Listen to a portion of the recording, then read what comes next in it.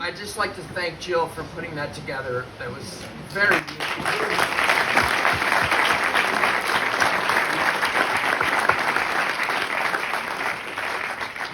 I am going to attempt to be the comic relief to that. It was very, very tough. Couple caveats before I get started. Anything that you find in my spiel here that is funny or inspiring, that's stuff I wrote. Anything unfunny or offensive was written by ChatGPT.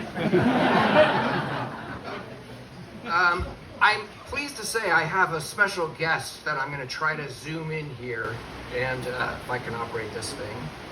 I'm not so thrilled about the reason that I have to do it, which is that apparently the college got wind of the routine I did last reunion and insisted that this year someone preview my speech and issue the appropriate trigger warning. So, if we can make this work, ladies and gentlemen, with any luck, it's Mark Sofer!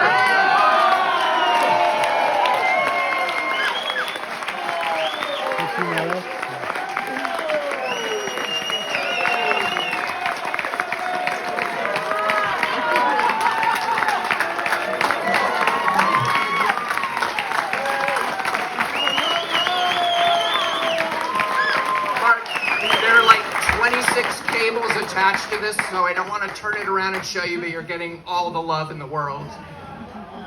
Can you hear us? Yeah, not hearing very well. Turn up your speakers. Turn up your speakers. I love your shirt. This is, by the way, that's going to be our 50th reunion shirt. I'm not dead yet. It says I'm not dead yet. Mark has gone through hell and high water, but we're happy to see him. And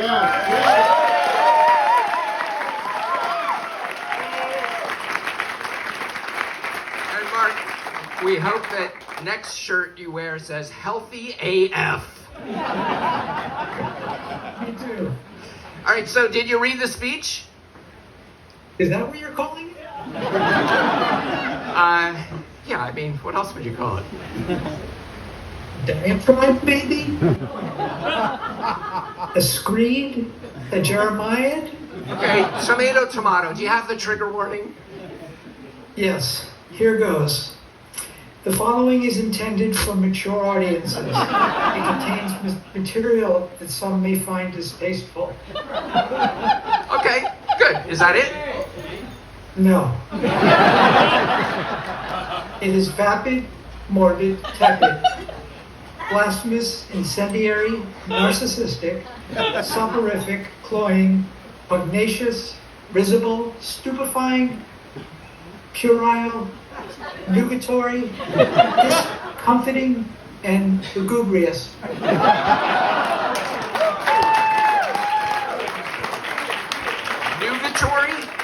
Nugatory, Mark? How dare you? Hey Siri, what does nugatory mean? It contains flashing lights, gunplay, and full frontal nudity. Your discretion is advised. Okay, I don't know what draft you heard. I'm not taking off my pants. Don't worry, anybody. All right, Mark, thank you so much for that. I'm going to disconnect Mark, and he's going to still be able to hear us, but we'll check back with him at the end. I'm going to keep him up here to keep an eye on me.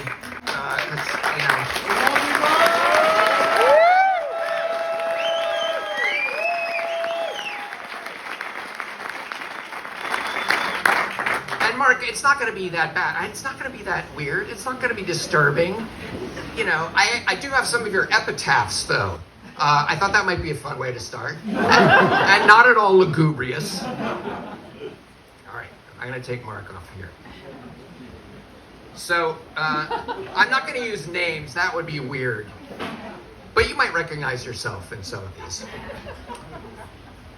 Here lies blank, gone too soon, never got his Tesla. That is sad. How about this? In memory of blank, devoted father, loving husband, with over 8,000 likes, Okay, this one's good. It has a little poetry to it.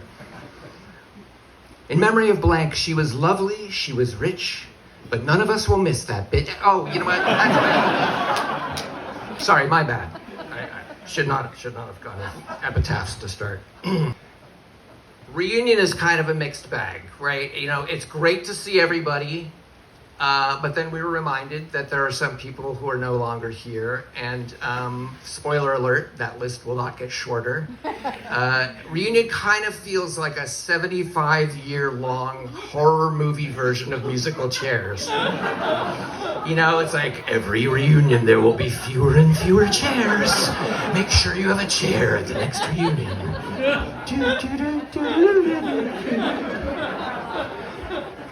75 years. So in 2058, our reunion headquarters will be one chair in a pub tent outside the Science Center. At that point, we'll be called the Dexter Payne Spaceport and Holographic Hockey Arena.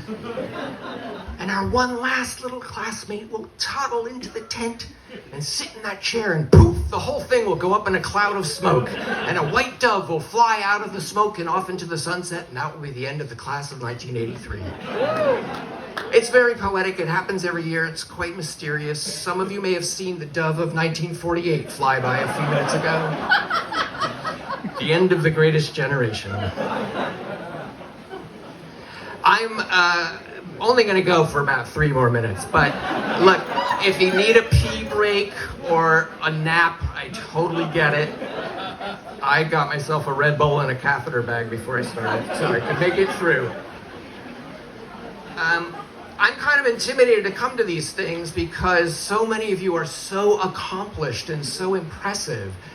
You know, I'll come up to a couple people and say, like, what have you been up to? And they'll say, well, for the last 30 years, I've been running a nonprofit organization that digs freshwater wells in sub-Saharan Africa, and we've effectively eradicated river blindness in Mali, Chad, and the Sudan, which are also my kids' names: Mali, Chad, Sue, and Dan. That's called a joke on a joke. You're not supposed to do that, but fuck it. And then I'll turn to the other person, what have you been doing? And they'll say, well, you know, I made a lot of money in finance, but I didn't really need it. So I plowed it back into the community, and I started a chain of charter schools in inner city neighborhoods, and we help underprivileged kids get into the top universities in the country, and we create generational change. And I'm a volunteer firefighter, and I read to the blind. I'm like, that's fantastic. And then they turn to me, and they're like, what have you been up to? And I'm like, this and that. You know how in college I used to tell a lot of dick jokes? Still doing that. It's kind of my thing. Figured out how to monetize it. And Williams people are the nicest people in the world, right? They're like, oh, good for you. Good for you. That shows a real stick-to-itiveness. I'm impressed, mister. Found my calling early, made my parents proud. Tuition well spent. There's so many impressive people who've gone to Williams. I like to look at the alumni review towards the front to see, you know, the older classes, which is somewhat my unhealthy, morbid curiosity. Because it can be sad, it can be tough, but it can also be really inspiring. And if you don't mind a little bit of schadenfreude, it, you know, makes you feel better about where you are. Like, we're in a really good stretch here. You know, we got a lot of runway left, and you know, so I'm going to read to you a little excerpt from the class of 1950, their recent notes. Don't worry, it's not real. Fellas, not going to sugarcoat it. The news is grim. We lost another 6 this winter. Sparky, Bucky, Dicky, Ducky, Dusty, and Doug. Froze solid in Florida. I told them not to go on that log flume, but they wouldn't listen to their old captain. That just leaves 3 of us, if you count Binky McWiggin. Binky's a medical marvel, not much more than a head in a jar these days. But to Binky, the jar is always half full.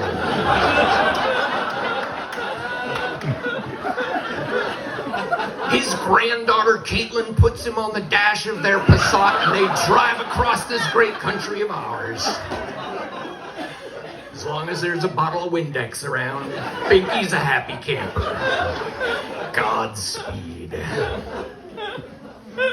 think that's enough of that. Mark, by the way, is like frantically calling the college to try to get the power turned off to this tent.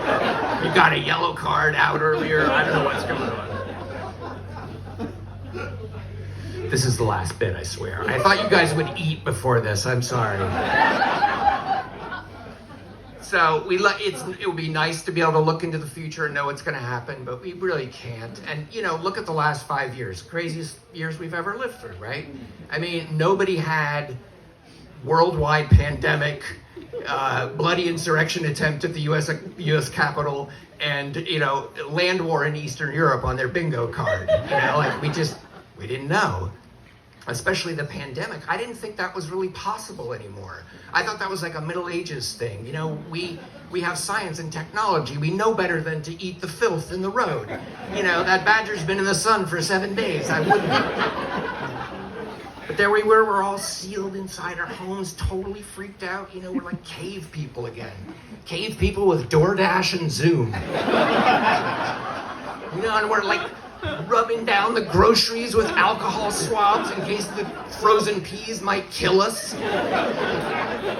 Injecting bleach and putting light into our... You guys didn't inject bleach? The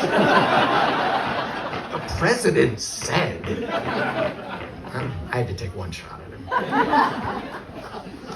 Point is, we don't know what's going to happen in the next 5 years. We might be looking back at this and going, 2023, yeah, that was before Antarctica melted and New York City became a coral reef. Right, before the asteroid hit.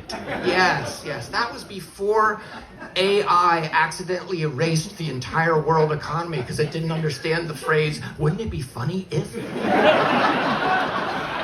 We don't know. Point is, you have to take advantage of every moment that's going well. Say yes to joy every time. And you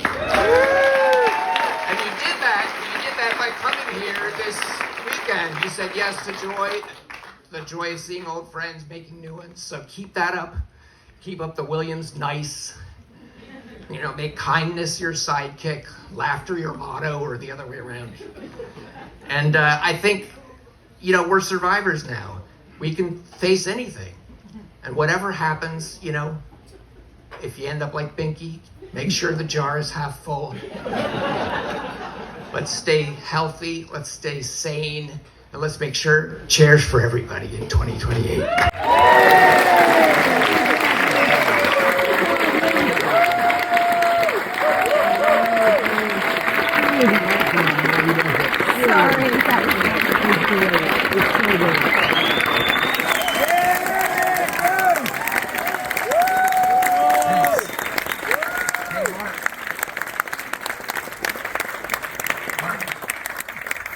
What did you think? Mark? Doctor, I wasn't really listening. Thanks, Mark. It's so good to see you. Love you. Bye. Hey, Mark.